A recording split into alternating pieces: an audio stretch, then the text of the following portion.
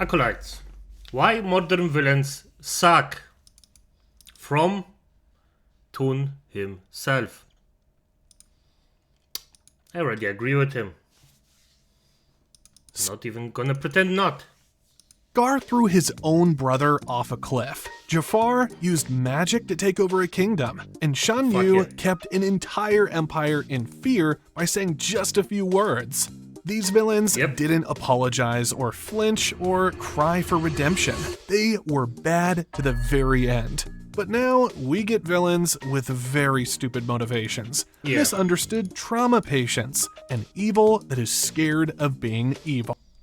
Yet the thing is, I mean, you can have a tragic villain. I mean, not every villain has to be exactly an evil bastard that just has fun with the entire thing. But the amount of villains that we have these days that just don't make any effing sense at the end of the day. It's just fucked up. And I mean, I think it has to do with the criminal worship that we have going around right now, where people just say that criminals are just human beings that just need a second chance. No, that's just not true at this point. Sorry, a 20% rehabilitation, no, 30% rehabilitation success isn't worth the next victim. Sorry to say. Just no. We have been robbed. But how did we allow this? Why do modern villains suck so much?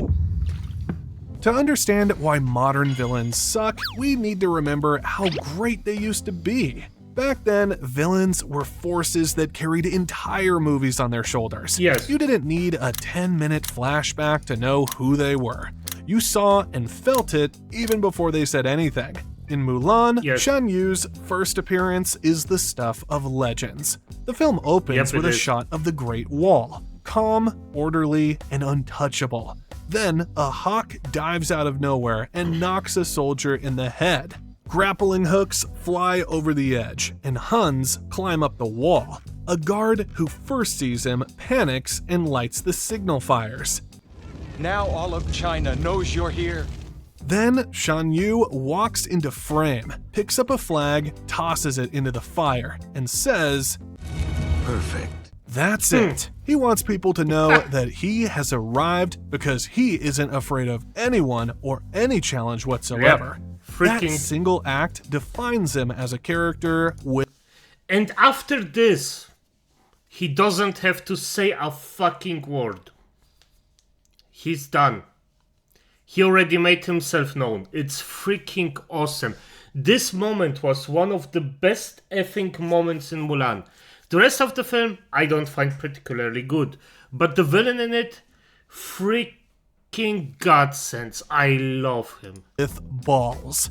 It hasn't been said yet, but you know this ought to be the villain. It's in his stillness, his confidence, and in the way he looks. Bulky and with eyes like those of an extremely venomous snake. Afterwards, so. Talk about judging a book by its cover. And that was another thing with classic villains. You can tell by their design, voice, and general appearance that they were evil. The villains of that era understood presence.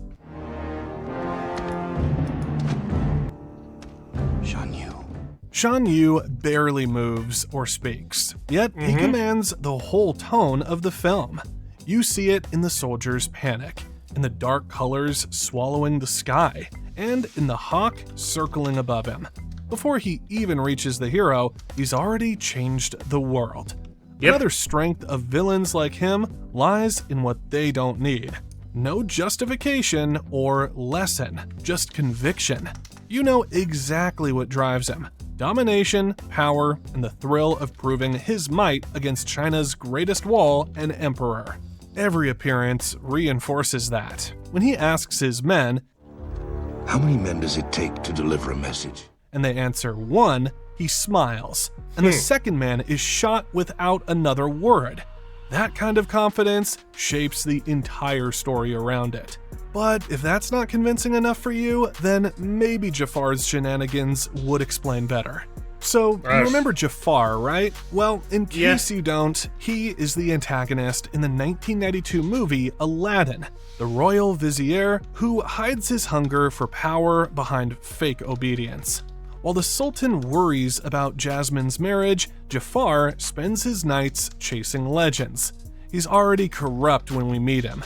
Out in the desert, he hires a thief named Gazim to find a golden scarab. Once Gazim delivers, Jafar joins the Haves, summons the Cave of Wonders, and orders him inside despite the warning. The cave swallows the thief whole, and Jafar and his parrot Iago are not moved. Gazim was obviously less than worthy. Together, they're a perfect reflection of evil. One loud, the other quiet, but both are very dangerous.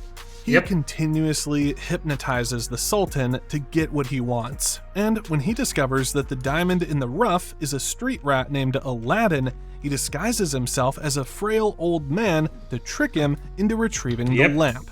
The moment Aladdin hands it over, Jafar tries to kill him. What are you doing? Giving you your reward. Your eternal reward. One thing you would notice about Jafar is how every failure of his makes him darker and what he is willing to do to get what he wants. This is why, when Jasmine exposes his lies, he doesn't apologize. Instead, he attempts to hypnotize the Sultan again. And once his deceit is revealed, he escapes, steals the lamp, and becomes the genie's new master. His wishes twist Agrabah into a nightmare. He forces the Sultan to bow, enslaves Jasmine, and turns into a sorcerer drunk on control.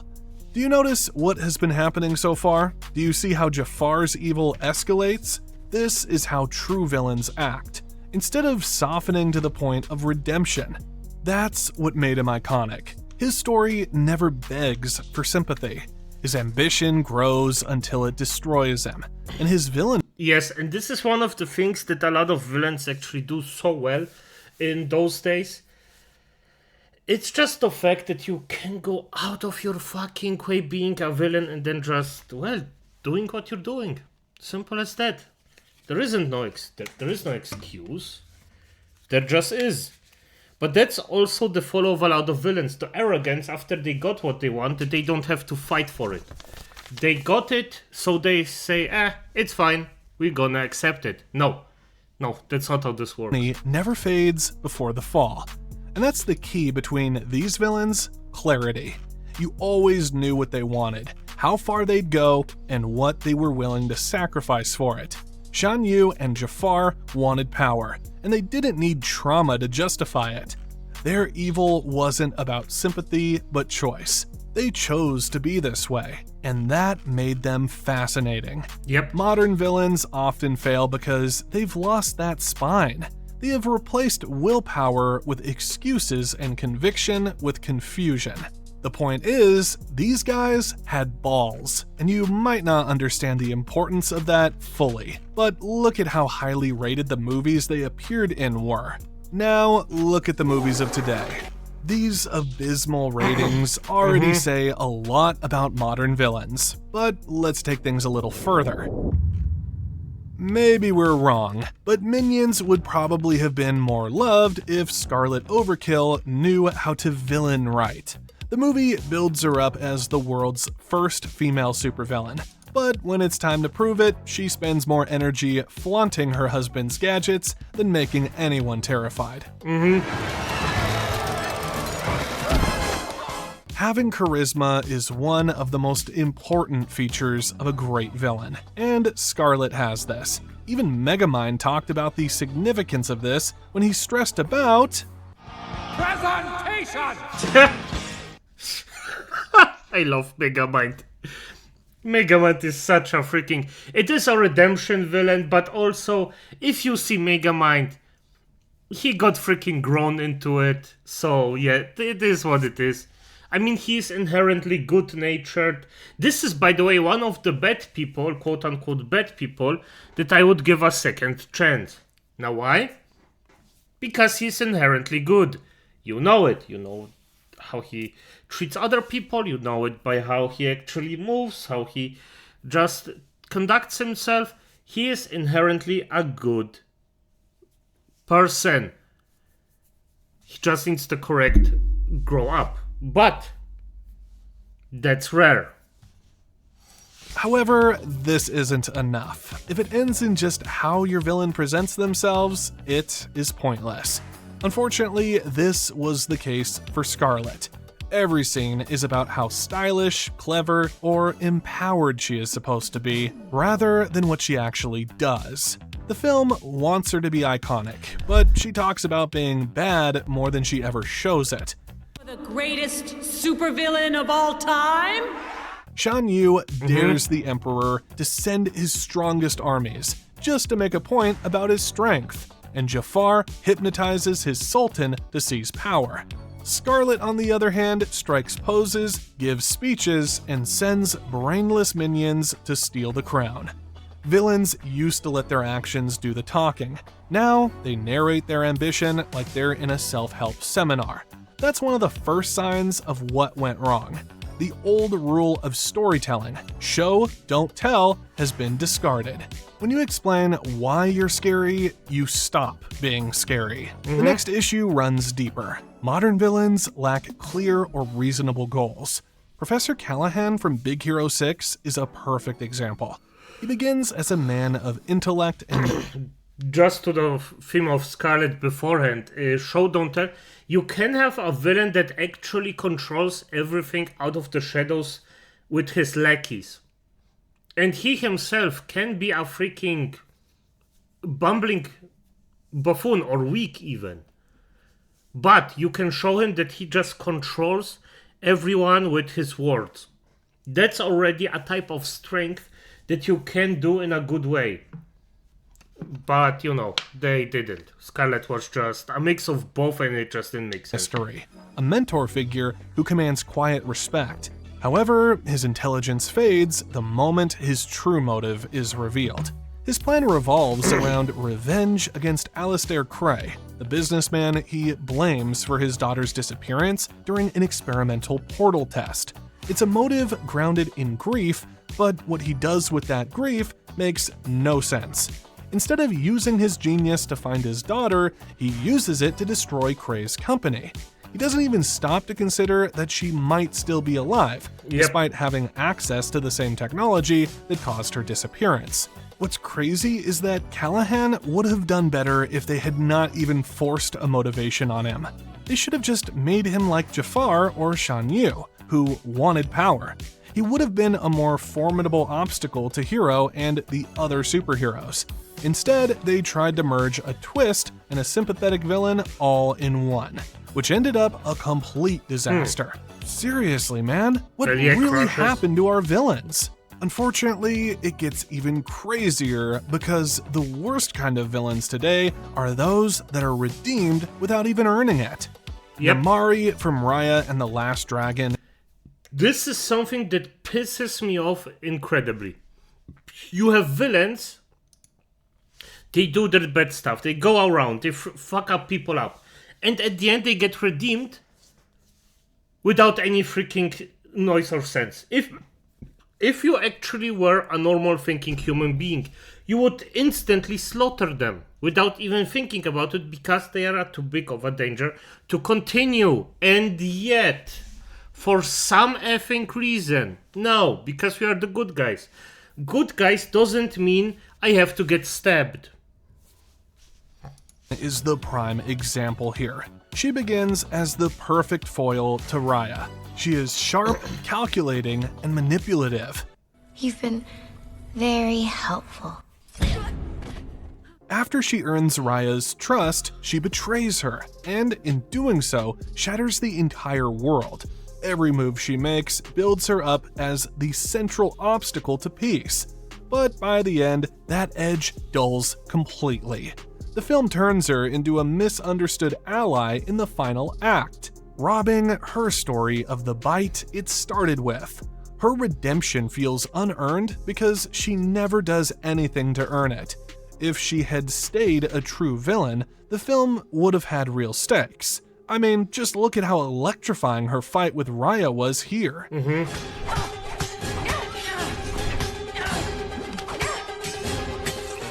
The sound effect, the stakes, the cinematography, everything was on point. Seriously, they should have just let Namari be evil.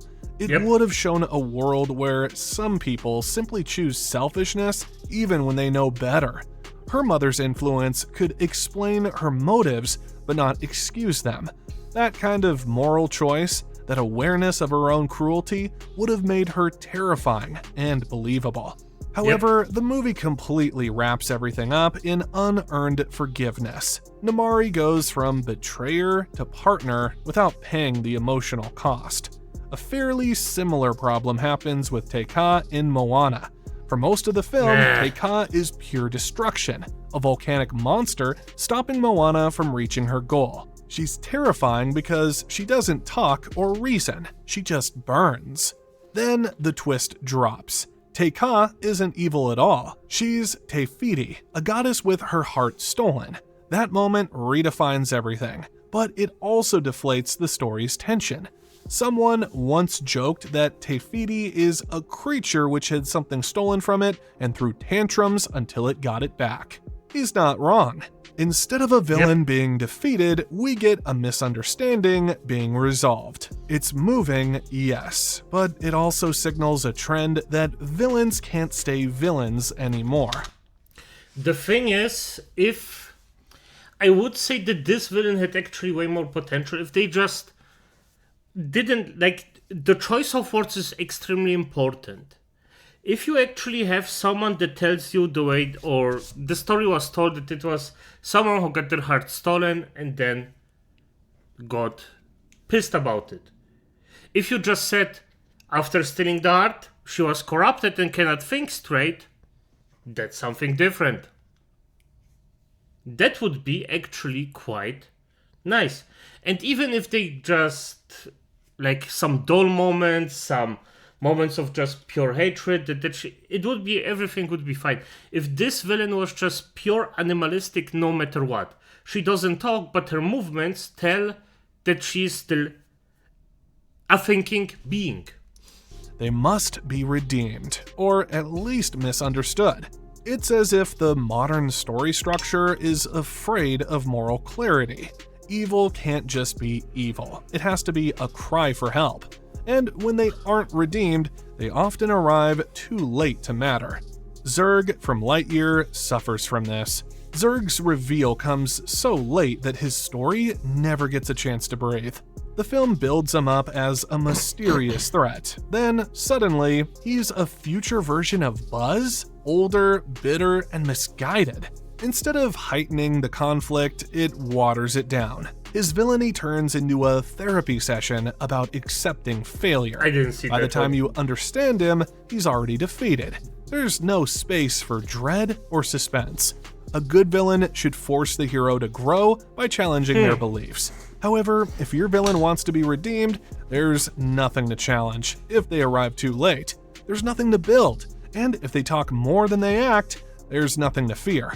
That's the problem with modern villains. But how did we get here? Why did animation studios start creating these awful villains? The answers are actually uncomfortable and not something you might be ready to hear.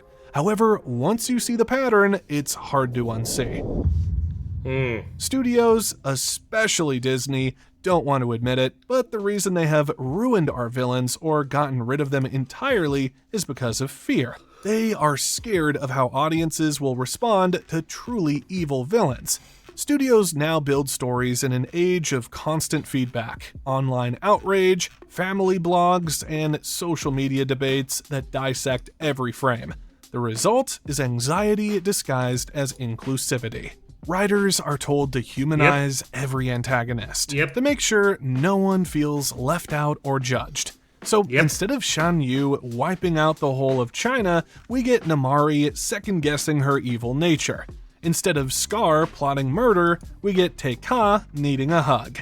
Pilar Núñez Delgado, a professor of literature, calls this overprotection. She says creators are shielding the audience from the truth, which includes cruelty, selfishness, and deceit. But we already know these bad things that studios are trying to hide. She also argues that children can handle fear. They've always been able to. Classic villains didn't traumatize them. For F's sake, yes, kids can handle fear. They can handle fear quite well. I know why. Let's just say, for some reason, kids are afraid of me for the first 5 seconds they see me. Afterwards, it's fine. But until then, I have my peace. Let's just say it like that. But now, kids can actually handle such things and learn from them, plus build up resistances, plus get stronger from a lot of things. You shouldn't overdo it. I am not saying that you should grab your child and throw them in a freaking pit with rabid dogs and they say, yeah, she's gonna be fine. No. I mean, if they fall, don't go with helicopter parent them and then be like, oh, the poor thing, it fell and it's... No. I mean, if it falls, did you get hurt? No, good. Continue. Fuck it. If there is something they fear, okay? What do you think it is? Is this dangerous? Yes, no, and depending on if it's dangerous or not, teach them to not do it. A lot of the times, if they gonna get burned, well, let the little fucker get burned to a certain degree. Let them touch the stove once. Won't repeat itself. Let them... If it's, of course, something like a freaking poisonous snake, don't let them get freaking bitten. But you know the gist. But taught them that evil exists and can be beaten. That's what made those stories powerful. Now, studios avoid moral discomfort like it's bad for business. Well, because it actually is to them. Animated films today are built for... I disagree with him. It's not bad for business. Especially because you see that the entire thing just collapses step by step. So, no, it bad for business is if you water down everything. Global audiences, markets that prefer balance and positivity. Evil doesn't translate well across cultures, but redemption does. It's cleaner, easier to market, and politically neutral. A villain like Jafar or Shan Yu might be iconic, but they're hard to modernize without offending someone. Anna Garalone, a scholar, argues that this trend has stripped stories of their symbolism. Villains used to represent the shadows of human nature: envy, pride, and greed. They gave moral shape to fear. But now, those symbols are replaced by metaphors. That's why a movie like Raya and the Last Dragon feels hollow despite its beauty. There's tension, but no danger, because everything is fixable, forgivable, and explainable. There's also a creative fatigue at play. Writing pure evil takes guts and effort. It forces a writer to explore darkness without apology. That's risky. It requires vision and confidence, something hard to find in today's corporate storytelling. A villain like Shan Yu or Jafar demands narrative courage, a willingness to let the bad guy win for a while, and to let the audience feel uneasy. Studios don't like unease. They prefer resolution. Audiences should leave smiling, rather than questioning. But that's the irony. The old villains made heroes shine. The darker the threat, the brighter the redemption. Without that, heroism loses meaning. A villain who's misunderstood doesn't test courage. And while compassion is noble, it doesn't stir the blood or make you sit up in your seat. Psychologist Jamie Burke says this change reflects society's push toward nuance, that children should learn to see the world as complex, not divided into good and bad. That's a fair point, but nuance shouldn't erase threat. You can understand evil without excusing it. Even within the creative teams, there's fear of finality. Classic villains died. Scar was devoured, and Shan Yu was blown up by fireworks. These moments carried weight because they ended something. They showed consequence. Now, villains either vanish, reform, or learn a lesson. Nothing. Yeah, and the second thing is what the fuck? You wanna see everything as a nuanced thing? No, this doesn't work. Sometimes it just... A lot of the times it's straight up. Fucked up has to get punished. did it of why? Greed. That's the highest motivation in those things. It's just not as nuanced as everybody says. And you can argue against it all you want. But as soon as you go out in reality, in the real world, most of the times, you have a straight out answer on things. If you have a freaking tyrant who actually offs a lot of people under his command, this person isn't worthy of redemption. Or he shouldn't be. But there is no nuance to it. He decided to freaking get in, take over a country, and then lead it in a very, very brutal way. What nuance do you want there? Or somebody that goes out and freaking stabs somebody for their money. I don't care if that person actually went in and would have starved themselves. Steal the food, otherwise. But don't freaking harm or kill other people. Ends, as if people don't die in real life, whether they are good or bad. Look, don't get it twisted. This isn't about wanting more violence or cruelty. We just want honesty. These stories once embraced the idea that fear can teach resilience, that bad things exist, and that courage matters. Yes. Whereas modern films want to skip the pain and jump straight to And that you have to actually take action to remove the bad thing. healing. But healing without hurt means nothing. The truth is simple. Modern animation has the tools to create unforgettable villains, but not the courage. It's not the audience who is softened, but the storytellers. Thankfully, there are still some modern villains doing us proud.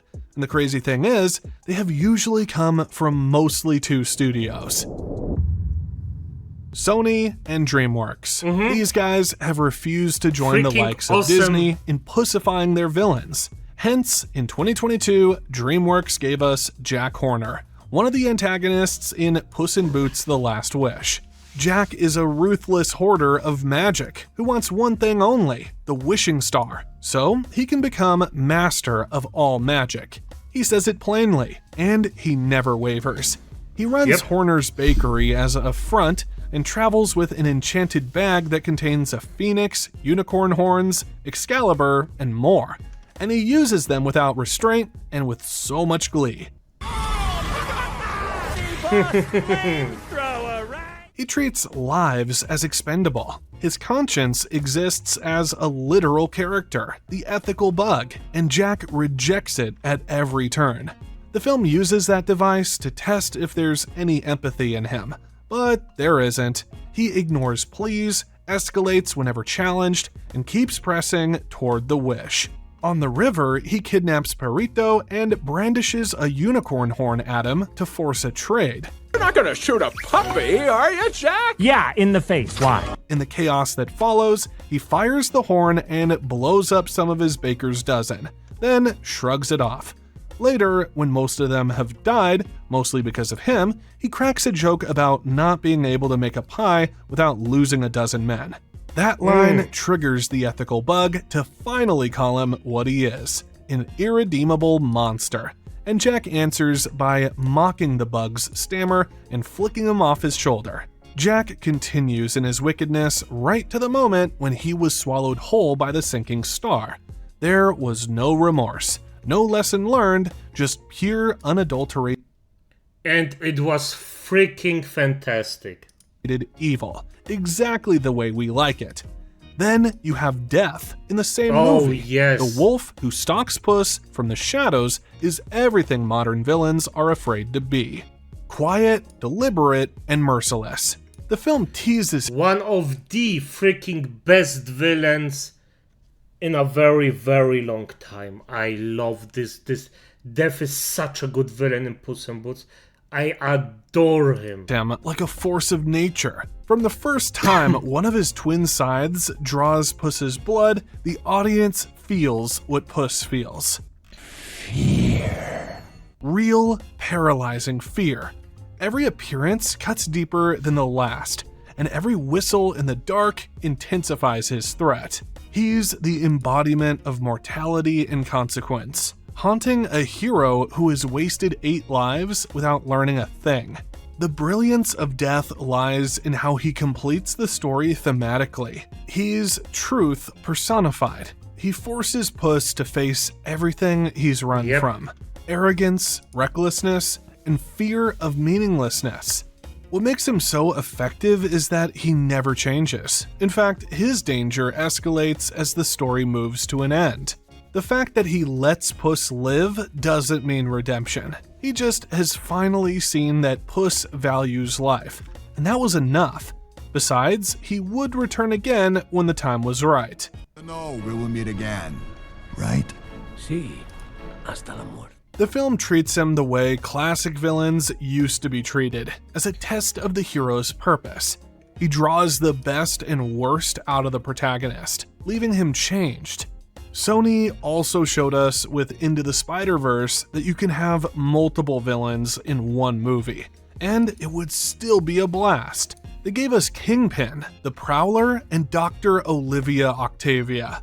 Then, much recently, Across the Spider-Verse pulls off something just as exciting with The Spot. He begins as a joke, dismissed by Miles and by the audience. So are you like a cow or a Dalmatian? He's literally called Villain of the Week, but as the story unfolds, that throwaway joke turns into something far more disturbing. Yep. You can see the change in his animation, his movement, and his voice. What was once awkward and funny becomes distorted and terrifying. He becomes the embodiment of the void, both figuratively and literally. I'm gonna take everything from you, like you took everything from me. He is so badass that the story couldn't get rid of him in one movie. Miles and the others haven't even figured out how they would get rid of him yet. Now, that's how you write a true villain. See, what unites these villains, the Spot, Jack Horner, and Death, is that they don't compromise. Each one stands for something clear and unbending. None of them begs for understanding or forgiveness, and in doing so, they remind the audience why villains used to matter in the first place. While Disney and others lean toward emotional safety, Sony and DreamWorks lean into the bitter truth even when it is dangerous. Their villains feel unpredictable, alive, and unfiltered. They let bad guys be bad, and in doing so, they create iconic villains. Need proof that smart villains still exist? Just look at Sony and DreamWorks. They're still showing everyone how it's done. This video here confirms that. Yep. The guy is on point as always. The thing is, the villains are just pussified. I think that's the quickest way of telling it. He just explained it so well. I love it. I just wish... And as I said, I like Jack and I like Death. Both are very different villains that actually make stuff. And Death, I would argue, isn't even a fucking villain. He's just this. I mean, he is. His motivations are definitively very selfish. But if he wanted to end Puss in Boots at the end of the day, he would just do it. And yet he just scares him and hunts him like a fucking dog. And Toon actually made a reaction to it, described how Death actually handles the thing and that he is very, very much like a dog in real life, or took inspiration out of it. It's just beautifully made. But as it is, acolytes, good night.